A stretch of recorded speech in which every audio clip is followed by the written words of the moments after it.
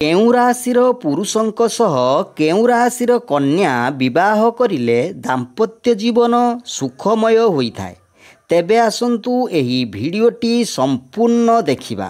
ଏଠାରେ ଜ୍ୟୋତିଷ ଶାସ୍ତ୍ର ଅନୁସାରେ ମେଳକ ପ୍ରସ୍ତୁତ କରାଯାଇଛି।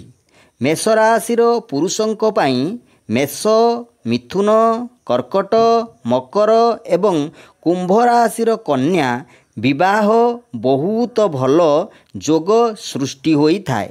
ବୃଷ ରାଶିର ପୁଅ ବୃଷ, କର୍କଟ, ସିଂହ, କୁମ୍ଭ, ମୀନ ଏବଂ ବିଛା ରାଶିର ଝିଅଙ୍କୁ ବିବାହ କରିବା ଦ୍ୱାରା ତାଙ୍କର ବୈବାହିକ ଜୀବନ ଭଲରେ ବିତିଥାଏ।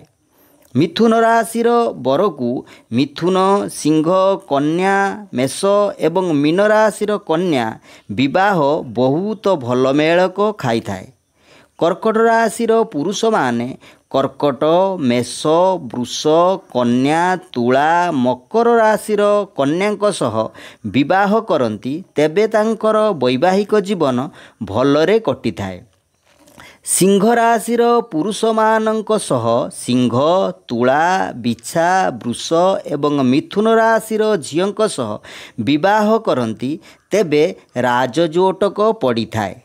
କନ୍ୟା ରାଶିର ପୁରୁଷମାନଙ୍କର କନ୍ୟା, ବିଛା, ଧନୁ, ମିଥୁନ, କର୍କଟ ଏବଂ ମୀନ ରାଶିର ଝିଅଙ୍କ ସହ ବିବାହ ମେଳକ ମିଶିଥାଏ। ତୁଳା ରାଶିର ପୁରୁଷ ଲୋକମାନେ ତୁଳା, ଧନୁ, ମକର, କର୍କଟ, ସିଂହ ଏସବୁ ରାଶିର ଝିଅଙ୍କ ସହ ଭଲ ମେଳକ ହୋଇଥାଏ।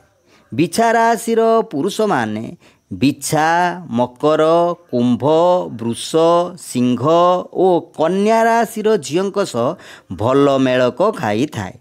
ଧନୁ ରାଶିର ପୁଅଙ୍କର ଧନୁ, କୁମ୍ଭ, ମୀନ, କନ୍ୟା ଏବଂ ତୁଳା ରାଶିର ଝିଅଙ୍କ ବିବାହ ବହୁତ ଭଲ ହୋଇଥାଏ। ମକର ରାଶିର ପୁରୁଷମାନେ ମକର, ମୀନ, ମେଷ, କର୍କଟ, ତୁଳା ଏବଂ ବିଛା ରାଶିର ଝିଅଙ୍କ ସହ ଭଲ ବୈବାହିକ ଜୀବନ ହୋଇଥାଏ। କୁମ୍ଭ ରାଶିର ପୁଅମାନଙ୍କର କୁମ୍ଭ, ମେଷ, ବୃଷ, ବିଛା ଏବଂ ଧନୁ ରାଶିର ଝିଅଙ୍କ ସହ ବିବାହ ମେଳକ ଭଲ ରହିଥାଏ।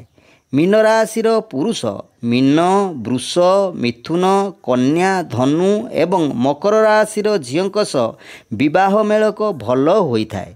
ଆଶା କରୁଛି ବନ୍ଧୁ ଆପଣମାନଙ୍କର ଏହି ଭିଡ଼ିଓଟି ବହୁତ କାମରେ ଆସିଥିବ। ତେବେ ଆମ ସହ ଆଗକୁ ଯୋଡ଼ି ହୋଇ ରହିବା ପାଇଁ ତଳେ ଥିବା ଲୋଗୋରେ ଲାଇକ୍, କମେଣ୍ଟ, ସେୟାର ଏବଂ ସବସ୍କ୍ରାଇବ୍ କରି ଜଣାନ୍ତୁ। ଓମ୍ ଦଧିବାମନାୟ ନମଃ।